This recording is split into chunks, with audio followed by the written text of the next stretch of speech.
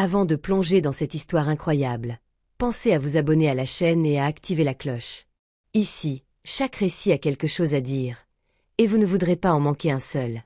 Un retraité décoré a été tordu devant tout le monde en 4 minutes, ses frères d'armes sont arrivés. Alexandre Petrovitch Ivanov avait passé toute sa vie dans l'ombre des combats, là où le silence et la rigueur forgeaient des hommes d'exception. À 72 ans, il portait encore avec une dignité intacte les médailles qui ornaient son vieux veston de militaire, des souvenirs précieux, chaque éclat brillant racontant une histoire de bravoure, de sacrifice et de loyauté envers la patrie. Ancien capitaine des forces spéciales soviétiques, il avait affronté les rigueurs de la guerre d'Afghanistan avec une ténacité et un courage qui avaient marqué ses compagnons d'armes. Sa médaille de l'ordre de la guerre patriotique trônait fièrement au-dessus de celle du courage, et chacune d'elles témoignait d'un homme qui avait tout donné pour son pays. Mais au-delà des décorations, ce qui faisait la grandeur d'Alexandre n'était pas simplement sa carrière militaire, mais la sagesse et la bonté qui émanaient de lui, une lumière douce qui illuminait son quartier tranquille de Moscou. Dans son immeuble du quartier de Kamovniki, on le respectait non seulement comme un héros, mais aussi comme un voisin attentif, un homme toujours prêt à aider les plus jeunes à retrouver le chemin dans les méandres de la vie. Ce samedi matin, comme chaque semaine depuis des années, Alexandre prenait sa promenade rituelle dans le parc Gorky. Le parc, vaste et bordé d'arbres centenaires, était son havre de paix, un lieu où le temps semblait suspendu, où il pouvait encore sentir l'écho de ses pas de soldat dans le bruissement des feuilles. Il avançait lentement, sa canne sculptée, un cadeau d'un ami d'enfance servant de soutien, mais aussi de compagnon fidèle. Son manteau d'hiver, malgré les premiers signes du printemps, lui procurait une protection contre le vent frais qui parcourait les allées. Sur sa tête, un vieux béret usé, autre vestige de son passé militaire, couronnait son visage marqué par les années, ses rides profondes racontant les histoires de batailles lointaines, de camaraderie et de pertes incommensurables. À chaque rencontre, Alexandre adressait un sourire bienveillant, un geste d'humanité simple, presque timide, mais sincère. Il saluait les enfants qui jouaient, les jeunes couples assis sur les bancs, les passants pressés. Il était une figure familière du parc, un symbole de constance dans un monde en perpétuelle agitation. Mais ce matin-là, alors que le soleil commençait à réchauffer timidement les pierres du vieux parc, quelque chose bascula brutalement. Non loin de là, près d'un café en terrasse, un groupe de jeunes discutait bruyamment. Dmitri Kolesnikov, un homme d'une trentaine d'années à la carrure imposante, était visiblement sous l'emprise de l'alcool. Son regard avait cette flamme trouble de l'arrogance et de la violence contenue. En titubant, il heurta soudainement Alexandre, le bousculant sans un mot d'excuse. « Vieil homme, dégage de mon chemin !» lança Dmitri avec mépris, sa voix rauque résonnant dans le calme du parc, ses yeux lançant des éclairs de défi. Alexandre, fidèle à lui-même, ne répondit pas. Il s'écarta lentement, mesurant chaque geste, contrôlant la douleur sourde qui montait dans son bras. Son regard restait posé, calme, presque triste devant tant de dédain. L'homme savait que la colère ne rendrait pas justice. Mais Dmitri n'était pas prêt à laisser passer ce refus muet. Se sentant humilié par l'indifférence d'Alexandre, il fit un pas de plus, s'approchant de lui avec une menace palpable. « Tu crois que parce que t'es un vieux soldat, t'as droit à plus ? Je vais te montrer ce que c'est que le respect. » cracha-t-il, ses mains se refermant brutalement autour du bras d'Alexandre. Le vieux militaire sentit la douleur se propager dans son avant-bras, un craquement sinistre résonnant au fond de ses os. Il tenta de se dégager, mais la force de Dmitri était implacable.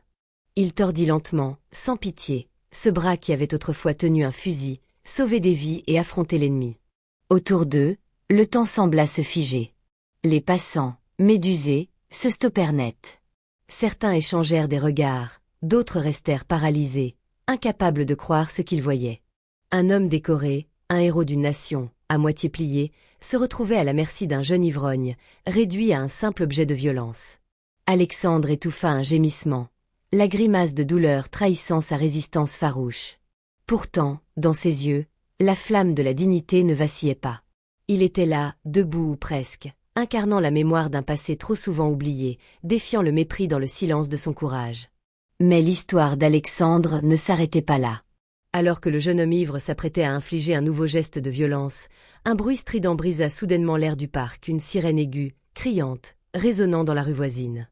C'était comme un appel venu d'un autre temps, un signal familier qui réveillait des loyautés indéfectibles. Quelques instants plus tard, 3 silhouettes robustes apparurent au bout de l'allée.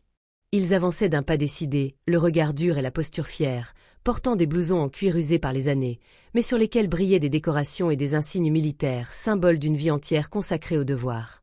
C'étaient les frères d'armes d'Alexandre, des compagnons forgés dans la même épreuve du feu, unis par une fraternité aussi solide que l'acier. Victor Orloff, ancien sergent mécanicien, homme à la carrure imposante et à la barbe grisonnante, était connu pour sa rudesse et sa loyauté farouche. Igor Volkov, sniper d'exception, taciturne et calculateur, marchait d'un pas silencieux mais dont chaque regard trahissait une vigilance extrême. Et enfin, Lev Morozov, médecin de combat, dont la voix calme et posée masquait une détermination de fer capable de faire reculer même les plus téméraires. « Dmitri Kolesnikov, lâche ce vieillard immédiatement !» hurla Victor en s'avançant d'un pas lourd, ses yeux noirs brûlant de colère et d'injustice. Pris de court, Dmitri relâcha brusquement la prise sur le bras d'Alexandre. Il recula maladroitement, les joues rouges de honte et de peur. Il n'avait pas prévu cette riposte. La foule qui s'était attroupée autour, figée quelques secondes plus tôt, éclata alors en murmures et en applaudissements, sortant leur téléphone pour filmer la scène, consciente qu'elle assistait à un moment rare. Alexandre, soutenu par Lev qui posa une main ferme mais bienveillante sur son épaule, se redressa avec lenteur. Chaque mouvement était une victoire sur la douleur, un témoignage de sa résilience. Sa voix, encore tremblante mais empreinte d'émotion, murmura « Merci, mes frères ». Victor, les poings serrés, se tourna vers la foule rassemblée. Sa voix résonna, forte et pleine d'indignation. « Vous voyez ce que subit notre héros ? Un homme qui a donné sa vie pour ce pays, qui a affronté la guerre et le danger, et qu'on maltraite comme un chien dans la rue. Nous ne pouvons pas laisser passer cela. » Un silence grave suivit ces paroles, la foule sentant la lourdeur de l'injustice. Les regards se posèrent sur Dmitri, qui, désormais acculé, tenta maladroitement de balbutier des excuses. « Je ne voulais pas, c'était pas sérieux, je suis désolé. » Mais ces mots sonnaient creux aux oreilles des vétérans. Igor, d'un regard glacial, croisa les bras et répondit sèchement. Les excuses ne réparent pas les os brisés, ni l'honneur piétiné. Lev, d'une voix calme mais ferme, ajouta. Ce qui compte, c'est de reconnaître le mal et de faire amende honorable. Pas seulement par des mots, mais par des actes. La tension monta d'un cran. La foule, galvanisée par la présence de ces hommes d'honneur, criait désormais son soutien. Certains proposaient même d'appeler la police, d'autres insistaient pour accompagner Alexandre à l'hôpital. Victor, reprenant la parole, déclara solennellement. Aujourd'hui, nous ne sommes pas seulement des vétérans. Nous sommes la voix de ceux qui ne peuvent plus se défendre. Que cet affront soit un avertissement. Respectez ceux qui ont bâti ce pays, respectez la mémoire des sacrifices. Dmitri, honteux, baissa la tête. Le poids du regard des frères d'armes et de la foule lui fit comprendre qu'il ne pourrait effacer cet acte par un simple « pardon ». Alexandre, malgré la douleur qui crispait son visage, sentit une chaleur nouvelle l'envahir.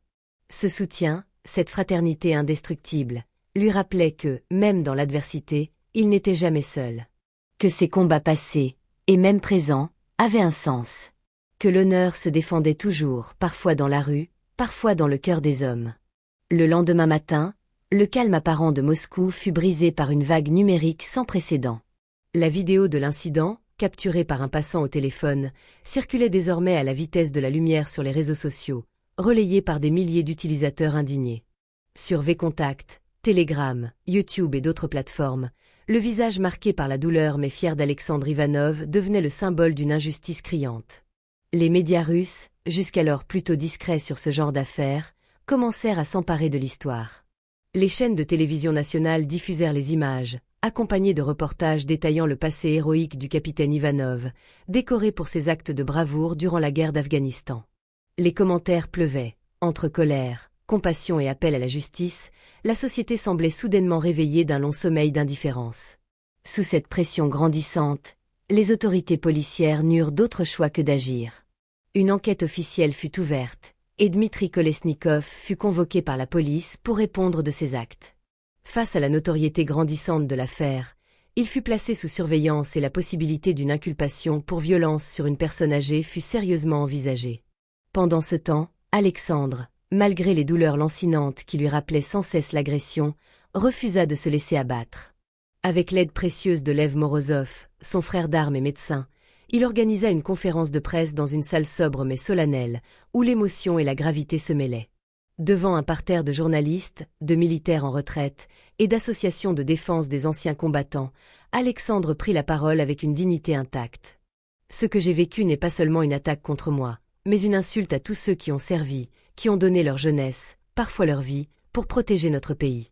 Cette violence, ce mépris grandissant envers les anciens combattants, doivent cesser. Nous demandons respect, reconnaissance et solidarité. Nous sommes la mémoire vivante de cette nation. Son appel résonna profondément. Rapidement, des initiatives fleurirent. Des associations organisèrent des campagnes de sensibilisation, des cérémonies d'hommage furent programmées dans plusieurs quartiers de Moscou, et la communauté militaire se mobilisa comme rarement auparavant. Dans les jours qui suivirent, une cérémonie officielle se déroula au parc Gorki, là même où l'incident avait eu lieu.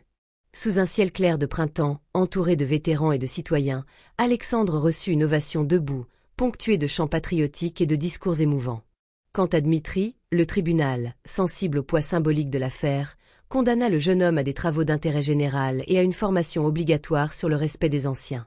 Cette peine, bien que légère, fut perçue comme un avertissement clair à la société. La violence contre les aînés, en particulier ceux ayant servi la patrie, ne serait plus tolérée. Peu à peu, Alexandre retrouva la paix. Soutenu par ses frères d'armes Victor, Igor et Lev ainsi que par sa famille et une communauté touchée par son histoire, il reprit ses promenades au parc, cette fois accueilli avec respect et gratitude.